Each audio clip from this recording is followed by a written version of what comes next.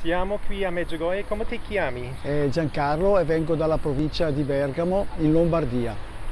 Quante volte sei stato a Medjugorje? Molte volte che non le conto più, insomma, ecco, non saprei dire, il numero preciso non lo so. Wow.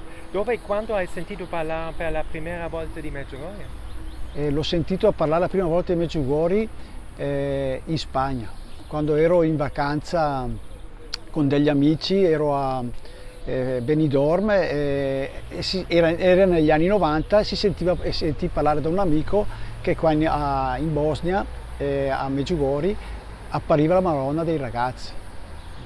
E perché eri attirato a venire a Medjugorje? Allora, la prima volta che sono venuto a Medjugorje sono venuto nel 2010, ho avuto una chiamata interiore, sentivo questa chiamata che fatto sta che alla sera controllavo i siti in internet per i viaggi a Medjugorje e non so come ho fatto, ho prenotato e la settimana dopo sono sceso qua a Medjugorje. E quali sono le vostre esperienze a Medjugorje?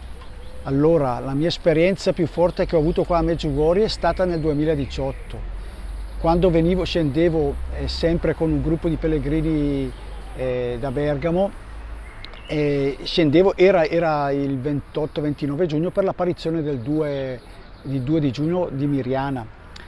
Ecco, io scendevo con dei pellegrini e avevo in progetto di rimanere qua un mese, 2 mesi, però ne arrivare qua essendo un portatore di una malattia un po' strana e un po' grave, che è la fibromialgia, nell'arrivare qua o cambiamento d'aria, qualcosa mi si è aggravata fortemente, talmente che io non riuscivo a muovermi, avevo sempre freddo e nel frattempo avevo quasi deciso di rientrare con i pellegrini e non rimanere qua perché stavo veramente male.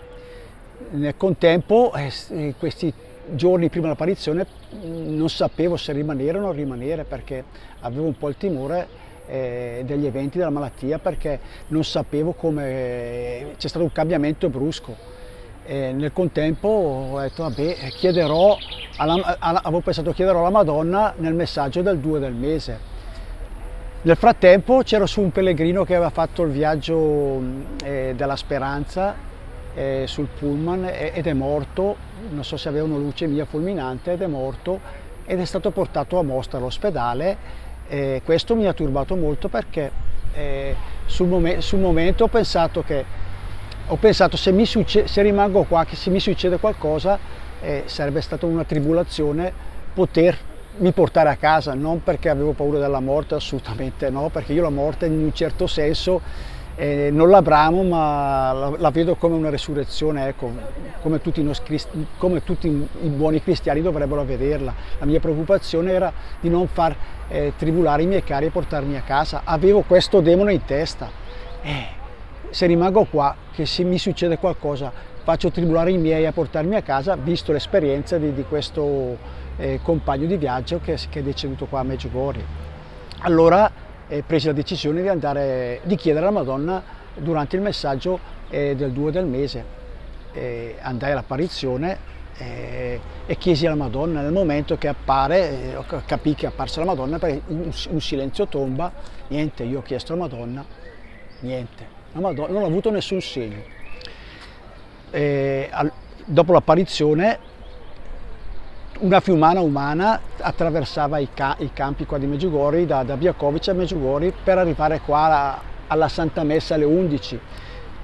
I più tanti erano italiani, così a occhio nudo, perché c'erano qua quasi 10.000 italiani, che era un'esplosione, e c'erano qua circa 200 sacerdoti.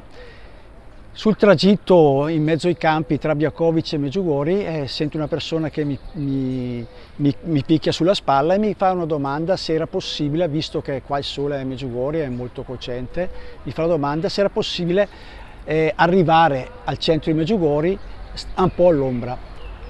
Al che io l'ho presi e andiamo per un'altra via, praticamente lì dove c'è la traversa di Suor Emanuel, e siamo entrati in Medjugorje Alto e scendendo sulla strada ombreggiati dagli hotel, dai bar e dai ristoranti. E questo signore, alla fine parlavamo di cose di fede, insomma. E alla fine vidi che aveva il colletto da sacerdote, ma dopo 5 minuti che parlavamo, allora ho detto forse questo è il segno della Madonna che mi sta dando. Allora chiesi al sacerdote, gli chiesi al sacerdote, gli spiegai la mia situazione, che ero venuto qua a Medjugorje per poter rimanere qua 1 mese o 2, però non me la sentivo perché la malattia mi si era aggravata. E il sacerdote mi fa: non ti preoccupare, rimani qua a Medjugorje stanno bene tutti. E io gli dissi: Don, guardi che uno sul pullman, il pellegrino, è morto.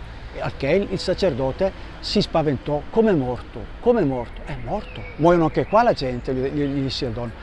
E gli faccio: allora Don, cosa mi consiglia? Mi fa: vai, allora io adesso vado a concelebrare la Santa Messa degli italiani alle 11, tu chiedi a Gesù. Allora io ho fatto quello che mi disse il sacerdote, mi mettei sotto, ombreggiato sotto la spianata che era tutta piena, circa 10.000 italiani c'erano, e all'altare che poi persone più o meno non la so dire così, comunque all'altare circa c'erano 200 sacerdoti, era un periodo proprio buono qua per Medjugorje, tanta gente veniva e tanti sacerdoti c'erano. E io che all'inizio della Santa Messa pensai: guarda, chiesi a Gesù, io sono debole e voglio una prova forte, al che mi fissai un punto di ricevere l'Eucarestia e ho detto: io voglio che sia quel sacerdote che ho incontrato che mi dà la Santa Eucaristia. Niente,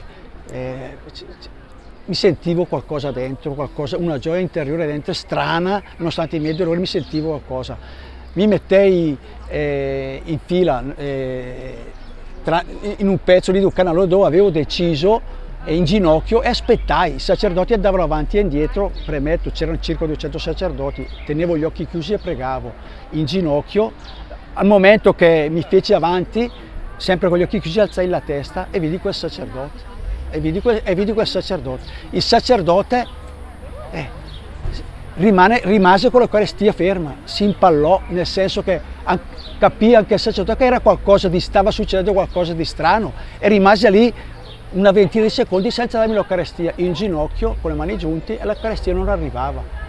Al che poi il sacerdote mi diede l'Eucaristia e mi accarezzò e mi disse: vai, nel senso, la risposta che mi aveva dato prima nel campo mi aveva riconfermato. Io nel momento che avevo ricevuto la carezza del sacerdote, ricevuto Gesù, sì, la carezza umana la sentii, ma ho ricevuto una carezza nell'anima e sentii dirmi dentro: stai sereno, rimani qua, io sono con te. E cadei a terra, non in riposo dello spirito, ma pieno di gioia e piangetti. Tutta la gente attorno a me pensava cosa gli sarà successo, però sapevo io nel mio interiore come era successo. Fatto sta, dopo messa e dopo ringraziamento mi sono alzato pieno di gioia e sono arrivato all'albergo dove c'erano tutti i pellegrini che aspettavano: cosa fai? Rientri con noi o rimani? No, andate pure, io rimango perché Gesù mi ha accarezzato l'anima, io posso stare qua tranquillo. Al che poi loro partirono, tutti i dolori mi si attenuarono e io feci un pellegrinaggio pieno di gioia, con una serenità che non ho mai ricevuto fino ad ora qua a Medjugorje. Ecco, questa è la mia esperienza che ho avuto a Medjugorje nel giugno 2018.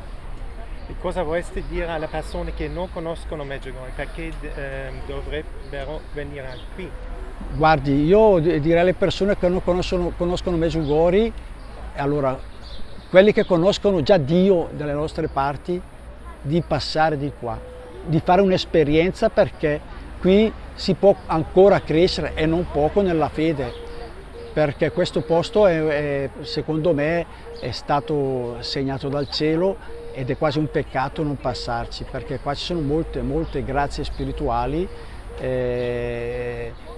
che possiamo comprendere quando solamente siamo qua. Poi ognuno che arriva qua fa il suo percorso, e i non credenti dico: sfidate la Madonna, venite a smascherarla se non credete, sfidatela e venite e cercate l'inganno. poi vedete voi, poi fate i vostri calcoli. Ecco, ai credenti di fare un salto superiore, ai non credenti di sfidare la Madonna, perché i non credenti che non credono in Medjugorje dicono no, è tutta una farsa. Sfidatela e venite, poi vedrete.